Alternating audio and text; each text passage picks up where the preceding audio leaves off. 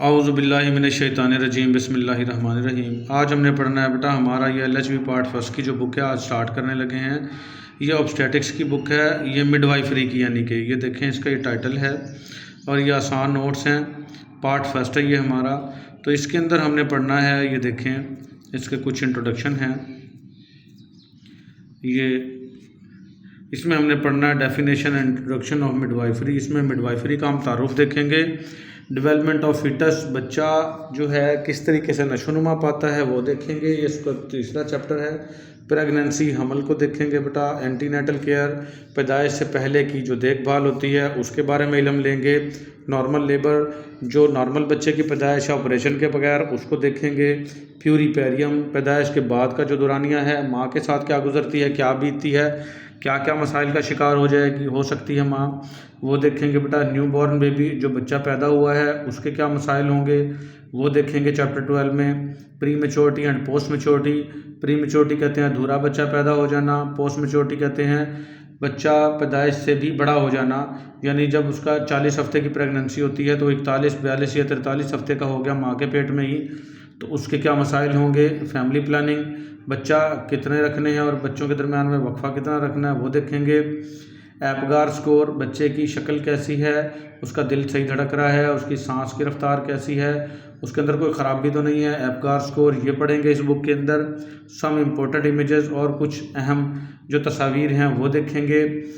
Important short questions for preparation of annual examination, और जो आपका एनुअल एग्जामिनेशन है उसकी तैयारी के लिए कुछ अहम क्वेश्चंस हैं वो देखेंगे। पास पेपर्स हैं और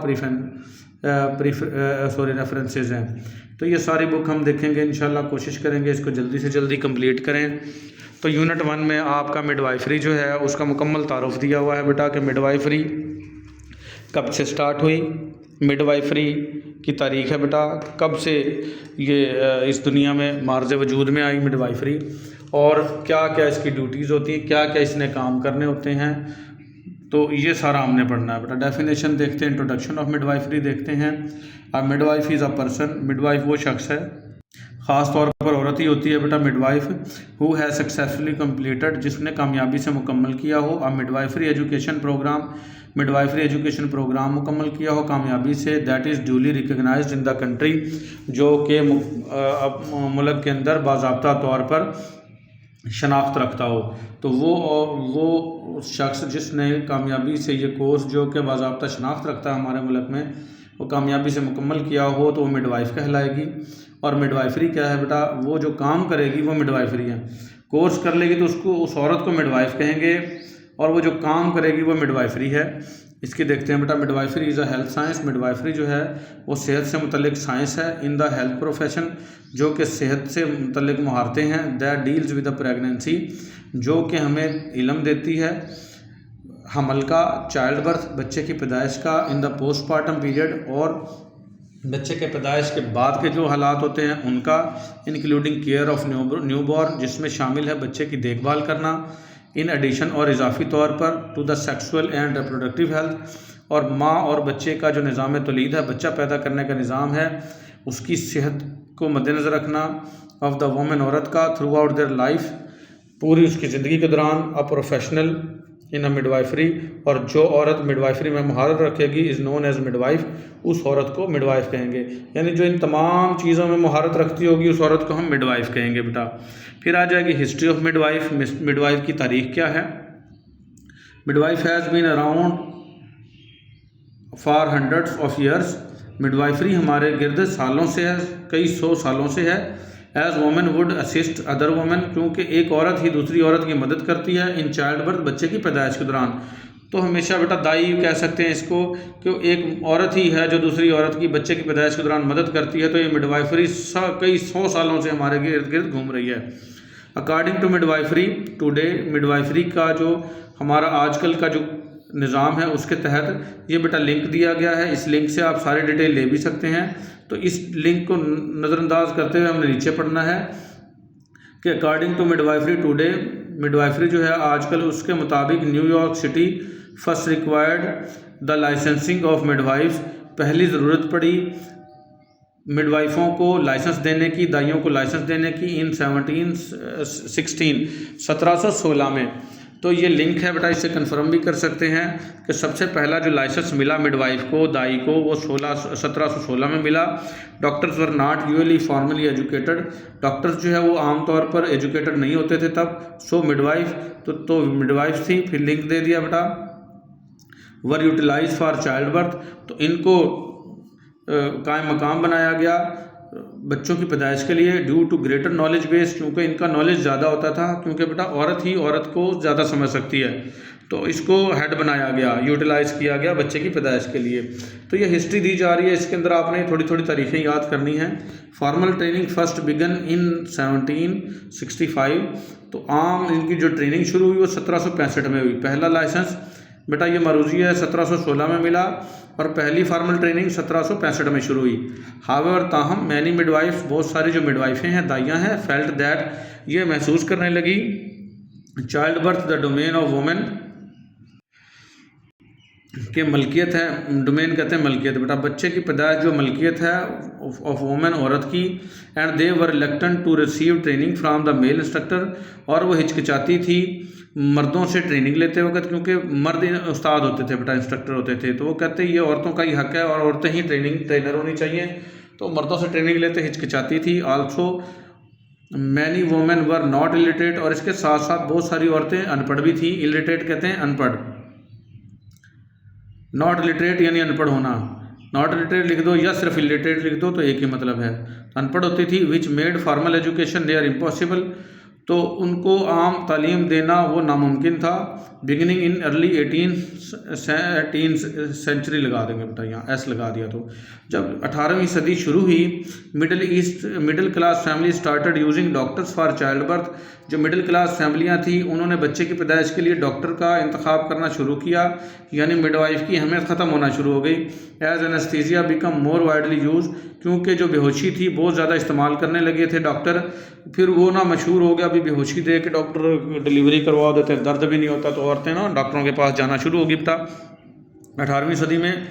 ठीक एनेस्थीसिया कहते हैं बेहोशी को बेटा, दर्द से पाक डिलीवरी है, वाइडली यूज़ बहुत ज़्यादा इस्तेमाल होने लगी toward the end of 18th century, 18वीं सदी के अख्ताम तक। एंड अर्ली 90s, और 19वीं सदी के शुरू में delivery began shifting to hospital, और डिलीवरियाँ जो है अस्पतालों में होने लगी बाई 1900, और 19वीं सदी में physician were attending about half of the Nations birth, तकरीबन आधी प्रेगनेंसियाँ जो है कौम की वो डॉक्टर करने लगे। Midwives were only used for those, मिडवाइफों का इस्तेमाल सिर्फ वही लोग करते थे who could not afford a doctor, जो कि डॉक्टर को अफोर्ड नहीं कर सकते डॉक्टर की फ़ीस को। During the economic boom in the early 1920, जब बहुत ज़्यादा लोगों के पास पैसा आया 1920 में, इकोनॉमिक बूम कहते पैसा आना, अपर एंड मिडिल क्लास वुमेन, जो ज़्यादा पढ़ी लिखी और दरमियाने तबके की औरतें थी, पैसा तो था उनके पास, वुमेन प्रेफर डॉक्टर्स, तो वो डॉक्टर को तरजीह देने लगी instead of the lower class midwives, lower class midwives की निस्बत। तो यहाँ पे बताया जा रहा है बेटा उतार चढ़ाव आते रहे हैं मिडवाइफ की ज़िंदगी में, डॉक्टरों के पास लोग जाना शुरू हो गए, क्योंकि डॉक्टर बेहोशी दे के डिलीवरियाँ कर देते थे, और बेचारी मिडवाइफरों के पास इतनी ज़्यादा सहूलतें नहीं थी, तो इसलिए डॉक्टर को प्रेफर करने लगे और पैसा भी आ गया उनके पास। फिर बाई 1950 में 88% of birth occurred in the hospital, ये मरूजी बन सकती है बेटा, तो 1950 तक जो है वो तकरीबन 88% जो है वो डिलीवरियाँ बच्चे पैदा जो है वो हस्पतालों में होने लगे, इंक्रीजिंग इन टू 97, और फिर बढ़ते बढ़ते 97% तक चले गए परसेंट इन द 1960 तक। तो ये मरूजी बनती है बेटा 10 सालों के अंदर 97% डिलीवरियाँ अस्पतालों में होने लगी। हावेवर ताहम ड्यूरिंग दिस टाइम, इस वक्त के दौरान फॉर्मल एजुकेशन फॉर नर्सेज, जो तालीम थी नर्सों की, मिडवाइफों की यानी दाइयों की, and the concept of family centred, और फैमिली सेंटर का जो कंसेप्ट था, मैटरनिटी केयर, माँ की देखभाल का, मैटरनिटी केयर कहते हैं बेटा माँ की देखभाल को, वाज इंट्रोड्यूस, ये मुतारफ़ करवा दिया गया था in the field of obstetrics, obstetrics की फील्ड में। ऑब्स्टेटिक्स कहते हैं वो इल्म जो जच्चा बच्चा से मुतल्लिक़ हो, उसको ऑब्स्टेटिक्स कहते हैं। तो फिर तब तक बेटा बहुत ज़्यादा तालीम नर्सों की और मिडवाइफ की होने लग गई थी, और क्लिनिक मुतारफ़ करवा दिए गए थे। रिसर्जेंस इन मिडवाइफ, दोबारा जन्म लिया मिडवाइफरी ने, स्प्रंग अप, और ये फला फूला इन 1970 में, यानी कि 1970 में मिडवाइफ की हमें दोबारा बढ़ गई बेटा। Along with the women's movement, और इसके साथ साथ औरतों की नकलो हरकत भी शुरू होगी।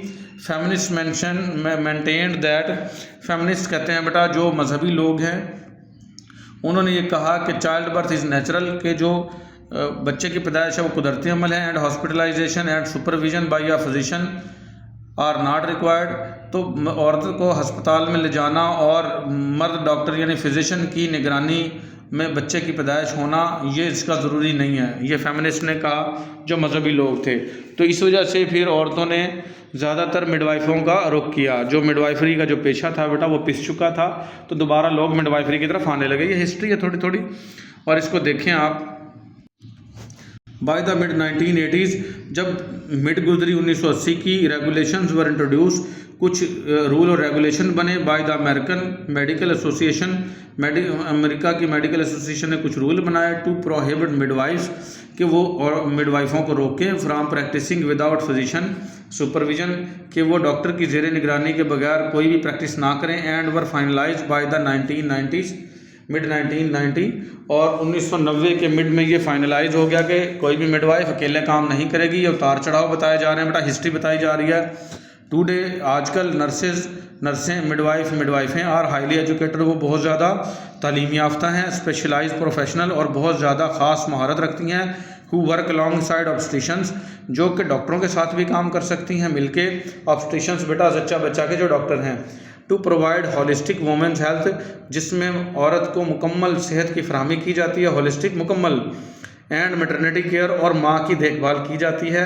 अब आजकल की बेटा बहुत ज़्यादा तारीफ़ की उन्होंने कि मिडवाइफ को बहुत ज़्यादा इल्म आ गया है। स्कोप ऑफ प्रैक्टिस, वो कहाँ कहाँ प्रैक्टिस कर सकती हैं मिडवाइफ हैं बेटा, ये इंपॉर्टेंट है। What is the scope of practice of midwife, ये हो तो आपने इस सवाल में सारी चीज़ें लिख देनी है, आसान है बिल्कुल। The midwife is recognised as a responsible and accountable professional, midwife जो है वो पहचान रखती है एक ज़िम्मेदार और काबिल एतमाद माहिर के तौर पर, प्रोफेशनल माहिर बेटा, हु वर्क्स, जो काम करती है इन पार्टनरशिप विद वुमेन, औरत के साथ मिलकर, to give the necessary support, जो ज़रूरी सहारा देती है औरत को, केयर, देखभाल करती है, एंड एडवाइस, और मशवरे देती है ड्यूरिंग प्रेगनेंसी, हमल के दौरान, लेबर, बच्चे की पैदाइश के दौरान, एंड पोस्टमार्टम पीरियड, और बच्चे के पैदाइश के बाद का जो पीरियड है उसमें। ये तमाम देखभाल CMW करती है, मिडवाइफ करती है बेटा। CMW और मिडवाइफ एक ही चीज़ है। टू कंडक्ट बर्थ, और बच्चे पैदा करवाती है, on the midwife on responsibility, और बच्चे पैदा करवाना मिडवाइफ की अपनी ही जिम्मेदारी है। And to provide care for the newborn, और जो बच्चा नया पैदा हुआ है उसकी केयर करना भी मिडवाइफ की जिम्मेदारी है। एंड द इन्फेंट, और इन्फेंट की भी, इन्फेंट कहते हैं बेटा पहले साल का जो बच्चा हुआ इन्फेंट है, तो जो बच्चा पैदा हुआ और पहले साल तक उस मिडवाइफ की ही जिम्मेदारी है। दिस केयर इंक्लूड्स, इस देखभाल में शामिल है प्रिवेंटिव मेजर्स, हिफाजती इकदाम, to promotion of normal birth, और जो बच्चा जो है ऑपरेशन के बगैर पैदा करवाना ये भी शामिल है। एंड द इन्फेंट, और बच्चे की देखभाल भी, normal birth and the detection of complication, और जो पेचीदगियां हैं उनकी भी निशानदही मिडवाइफ ही करेगी। इन द मदर, माँ में, एंड द चाइल्ड, और बच्चे में, कि बच्चा कोई ख़राबी तो नहीं है, बच्चे को कोई ख़तरा तो नहीं है, ये सारी भी आइडेंटिफिकेशन और डिटेक्शन कौन करेगी, मिडवाइफ करेगी। The accessing of medical care, और मेडिकल केयर जो है बड़े हॉस्पिटल में डॉक्टर वगैरह हैं उस तक रसाई भी औरत को दिलाना मिडवाइफ का काम है। और अदर अप्रोप्रिएट असिस्टेंस, और वो ख़ास किस्म के जो मददगार लोग हैं या कुछ मदद है ऐसी। And the carrying out of emergency measures, और कुछ एमरजेंसी तरीक़ाकार ऐसे हैं जब डॉक्टर नर्स नहीं होगी तो वो करेगी, एमरजेंसी मेजर्स उनको कहेंगे, एमरजेंसी इक़दाम, वो भी लेना किसका काम है बेटा, मिडवाइफ का ही काम है। The midwife has an important task to the health counselling, midwife का एक और अहम काम है कि वो सेहत के मुतल्लिक़ मशवरे देगी, एंड एजुकेशन, और तालीम देगी, नॉट ओनली फॉर वुमेन, ना सिर्फ औरतों को देगी but also with in the family, और फैमिली के दूसरे मेंबर्स को भी देगी, एंड द कम्युनिटी, और इलाके को भी मशवरे भी देगी और तालीम भी देगी। This work should involve antenatal education, इस काम में शामिल है पैदाइश से पहले की जो तालीम देना है औरत को, क्योंकि बेटा औरत जो है वो पहले स्टूडेंट रही होगी, बच्ची रही होगी, उसको माँ बनने के बाद के मराहल का कुछ पता नहीं है, तो उसको जो है एंटीनेटल एजुकेशन देना, उसको तालीम देना, उसको ये समझाना कि आप में फ़लाँ तब्दीलियाँ आएंगी, ये ना हो कि आप लड़ती झगड़ती रहो, मूड में चेंजेस आएंगे, तो ये सारे होंगे हमल की वजह से, तो आपने इनके लिए तैयार रहना है। तो इसको हम क्या कहेंगे, एंटीनेटल एजुकेशन। एंटीनेटल एजुकेशन भी वो देगी, एंड प्रिपरेशन फॉर पेरेंटहुड, और उसको तैयार करेगी माँ बनने के लिए, पेरेंटहुड का माँ बनने के बाद का दौरानिया उसके लिए तैयार करेगी। एंड में एक्सटेंड टू वुमेन्स हेल्थ, और औरत की जो सेहत है उस तक अपना दायरा कार बढ़ाएगी। सेक्सुअल और रिप्रोडक्टिव हेल्थ, और माँ की जो बच्चा पैदा करने की सेहत है, जो अज़ा हैं बच्चा पैदा करने के लिए यूज़ होते हैं बेटा, उनकी भी देखभाल करेगी। एंड चाइल्ड केयर, और बच्चे की देखभाल भी करेगी। ये सारे काम मिडवाइफ के हैं।